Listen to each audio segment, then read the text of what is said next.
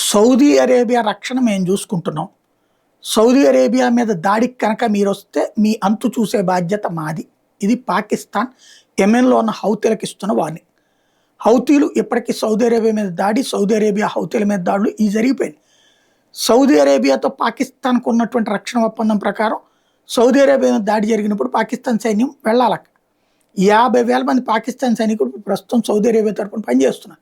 Out sourcing సైన్యానికి కూడా out sourcing ఇచ్చేసి ఇదివరకు తమ సెక్యూరిటీని అవుట్ సోర్సింగ్ కింద అమెరికాకి ఇచ్చి డబ్బులు ఇచ్చింది. అమెరికా చివరకు వీళ్ళనేం కాపాడలేకపోయింది. దాంతో సొంత సైన్యం ఇప్పటికిప్పుడు సమకూర్చుకోవడం కష్టం కాబట్టి సైన్యంలో పాకిస్తాన్ వాళ్ళకి జీతాలు ఇచ్చి సౌదీ అరేబియా నడుపుతోంది. ఇప్పుడు అందుకని పాకిస్తాన్ మీదకి హౌతీలు, ఇరాన్ హౌతీలని అరబ్ దేశాల మీదకి వదులుతోంది. ఆ హౌతీల అంతు చూస్తామని ఇప్పుడు పాకిస్తాన్ హెచ్చరిస్తోంది.